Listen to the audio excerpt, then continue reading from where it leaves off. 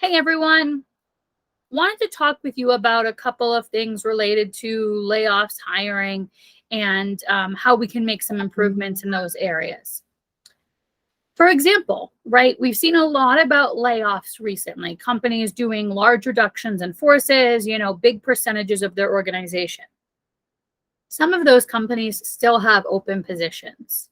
One way that we could make some change is by seeing how their existing employees could fit into some of those slots. They might not be perfect, right? But that person understands your organization. They value you. They value your company's product.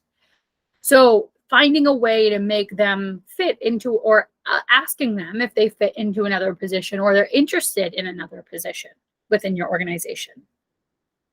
Now, you can argue points like maybe the positions are at too high of a level. Maybe they require a degree. Maybe they don't have the right background and skills for that role. Those are all valid points. And I'm not going to negate that there are situations where those are actually the case. But I would also venture that there are some people in your organization that can stay during that layoff in other roles. Another thing that I find interesting is that all the talk we hear about layoffs, and I get into my LinkedIn today and there's an article, hiring rebounds in August. It's an article from LinkedIn. So if hiring is rebounding,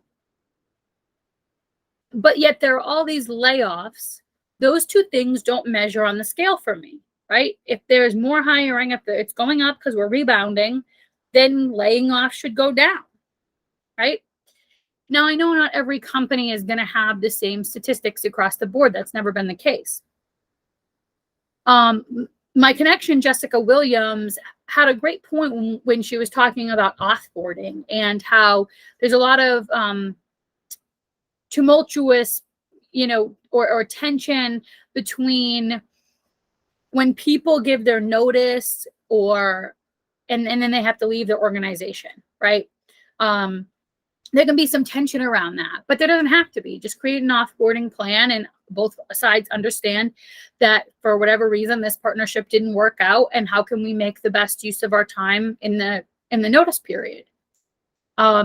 If we looked at layoffs in that way, right, being honest about those layoffs, sometimes company leaders know a year in advance that layoffs might be happening in their organization.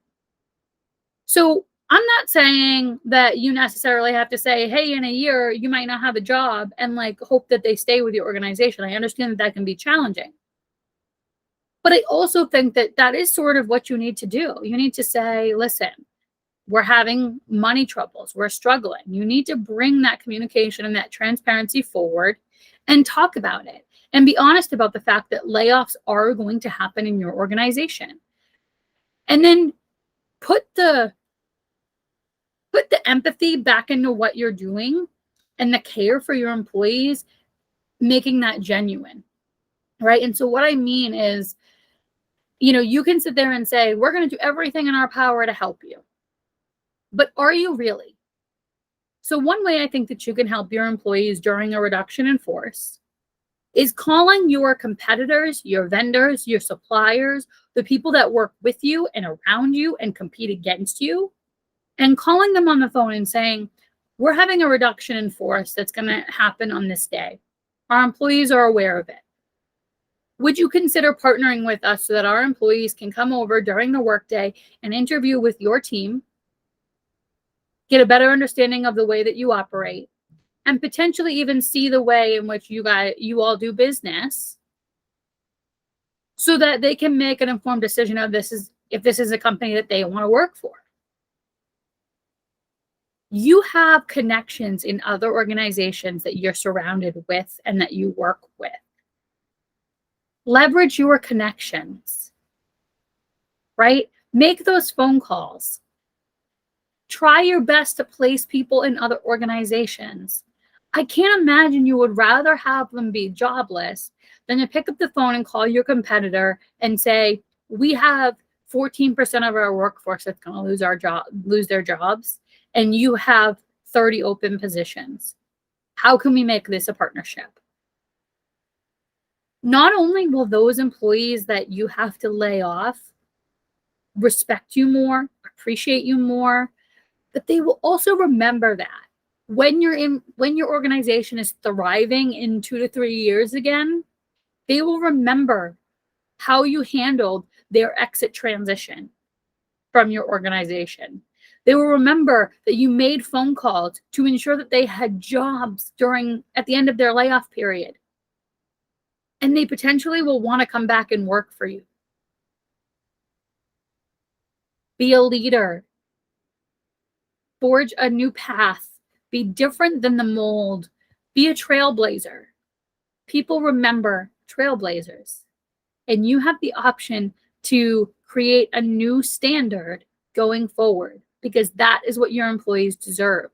You ask of them to be loyal, to come in early, to leave, to stay late, to forego their PTO time. You ask a lot of things of your employees. And now it's your turn in their last hours with your organization to say, I need to be loyal back as the leader of your organization. So go out and be a trailblazer. People will commend that. Thank you.